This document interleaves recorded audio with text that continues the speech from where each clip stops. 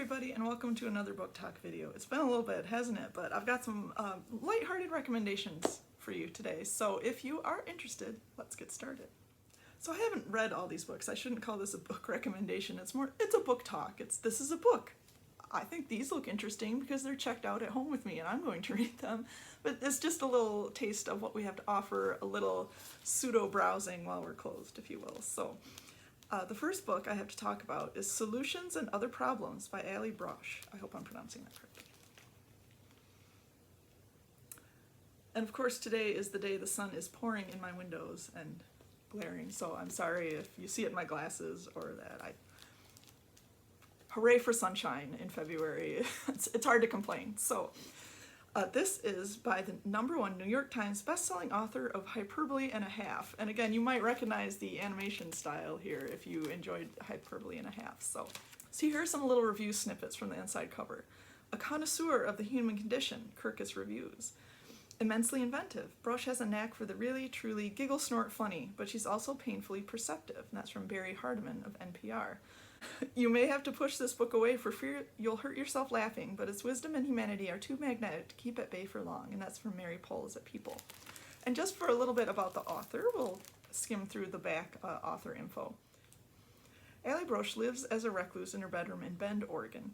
In recent years, she has become almost entirely nocturnal. Her hobbies include baseless speculation, spying, no-stakes gambling games that she makes up to pacify herself, actual games like Magic the Gathering and Hearthstone, learning about math and physics, helps make the speculation less baseless, and also occasionally walking around and looking at things from a safe distance. She is friendly, but spooks easily. It's very heavy on pictures. There is some text though too, so if you're interested, place a hold for curbside pickup.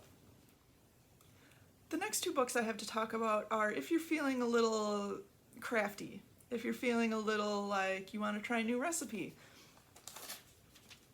you might want to check these out.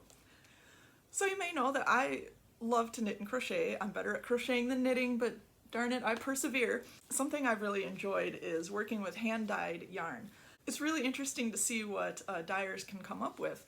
And I thought it might be interesting to check out how I might be able to do that myself, just for fun, just for a little something when you might have, let's imagine, for example, that you've been obsessively working on a crochet project and your wrist needs a little break, so you need to do something else for a few days. That's where this book comes in. This is Hand Dyeing Yarn and Fleece by Gail Callahan. Dip dyeing, hand painting, tie dyeing, and other techniques. This is a squeaky book. It's because it's got the spiral in it. So just real briefly to go through what you'll find in this book. It talks about your dye studio, how to set up, how to be environmentally responsible, fibers and how different fibers take to dyes differently, different types of dyes, how to use those different types of dyes. It talks a bit about color, it talks a lot about technique, and it even includes some patterns for you to show off those hand-dyed creations with. You can even dye things in your microwave.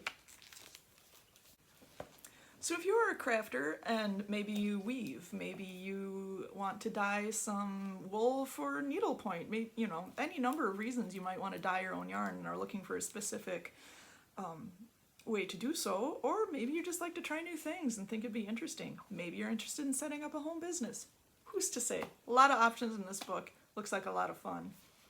The next book I have to talk about is gonna make me want a snack. So it's Instant Cooking, Six Sisters Stuff. Fast, easy, and delicious way to feed your family. So this is for Instant Pots.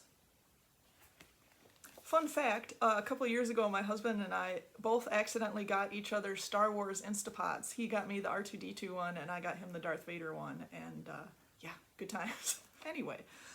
This is what you'd expect. It's a book of recipes that you can make in your Instapot. There's chicken tikka masala, delicious. There's bacon Brussels sprouts, yes please. Apple pecan muffins. I've never tried baking anything in an Instapot. That could be interesting, that could be fun. That could be delicious. 7-can tortilla soup. I'm intrigued. I don't know if I've mentioned this, but dumping things into one pot is my time to shine in the kitchen. That is my preferred cooking method, to be perfectly honest. So I'm gonna have to check that one out. So again, Instant Cooking, Six Sisters Stuff, new book. Looks tasty. Again, P.S. There's appears to be lime pie on the cover, so anybody makes that, report back. Let me know how it was.